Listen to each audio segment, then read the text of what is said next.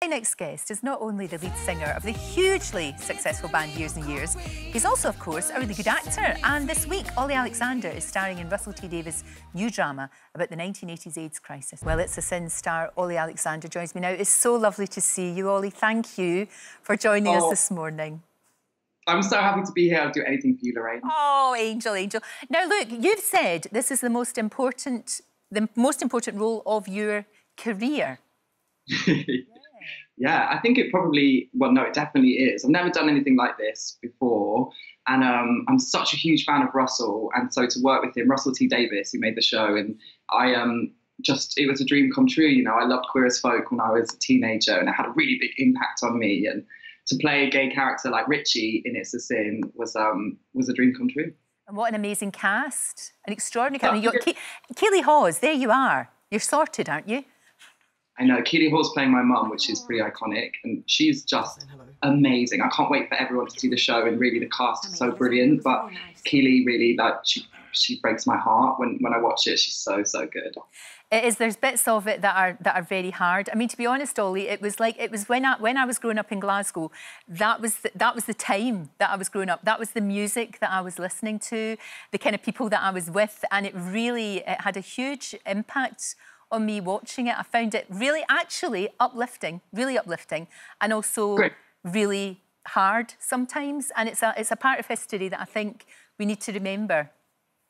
I think so, and that's that's really Russell's reason for writing it. I think he's just really wanted to address this part of history that he lived through, and really to show how brightly these lives shone, and how the moments of joy and, like you say, positivity really define them. But there is the arrival of this deadly virus, and it changes all their lives forever. And also, it's so interesting, don't you think, that there are parallels with what's happening now? Because in an awful lot of parts of the world, there is a lot of fear. And I mean, most of it, there's a lot of fear, there's a lot of misunderstanding, and there's a lot of misinformation. I mean, I'll be honest with you, I can't imagine what all of that would have been like in the 80s if we had, you know, social media and all of the... Because you know that there was so much misinformation about AIDS and continues to be so. It would have been very different, wouldn't it?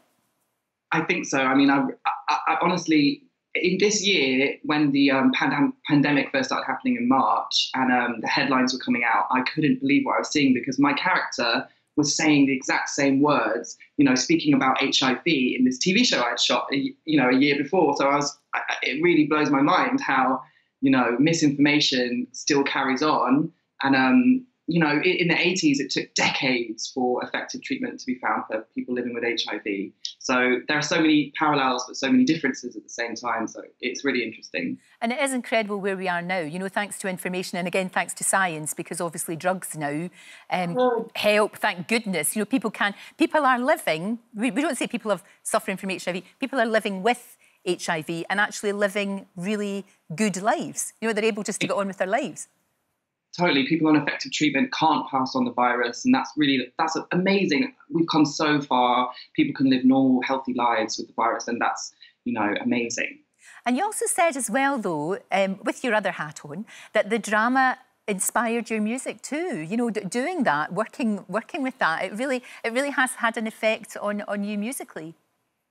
Yeah, how could it not, really? I think what an amazing decade for music, the 80s, and the spirit of the dance floor, and how important that was for people, and that's always inspired me. But I think since doing It's a Sin, it's just really like re-entered my brain and made me want to put some of that energy into Years and Years music. So I am really excited to bring out new Years and Years music. It's coming as soon as I can get it finished. Good. Because a lot, obviously, when people know that you're on, I've had a lot of tweets and people saying, "Oh, ask Olly when we're going to have some more." So soon. That's good news. Soon. Yeah. Excellent. So look, what I love about you is your enthusiasm for life. You are one of these people whose glass is like, it's not half full, it's bubbling over. And I love that about you. I think it's a wonderful thing, and it's something that most of us need right now. And have you been okay through this crazy time? How have you managed to get through?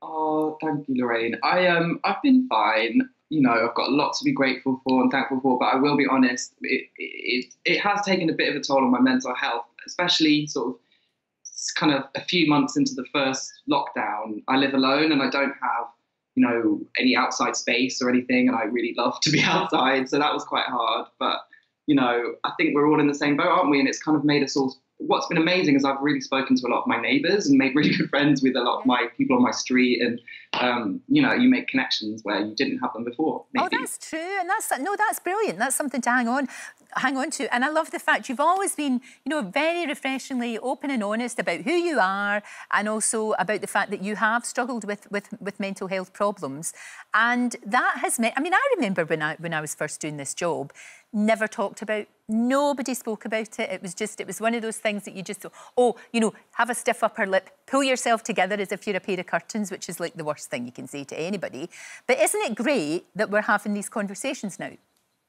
I think so. I think, you know, the more we talk about something, the less, you know, power we give it. We take away some of its power when we talk about it. And I just know that from my own dealing with my own mental health. And so that can really be the first step, is to talk about it. And I think we are in such a different place now, and mental health really is discussed in a way that it wasn't before. And I think that's really, really important. And I still think there's a way to go, but, you know, how brilliant that it is sort of normal now for us to talk about it. Yeah, of course, absolutely. Well, look, I've been lucky enough to have a sneaky preview of episode 1 of It's a Sin, and I'm totally hooked, and I know that everybody will be too.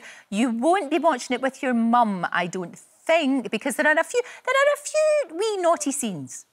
Just a wee bit, just a tiny wee bit. There's a little sauciness. Do you know what? I told my mum, and she said she's not bothered. She's seen it all before. Well, she has. Well, she has. That's the thing.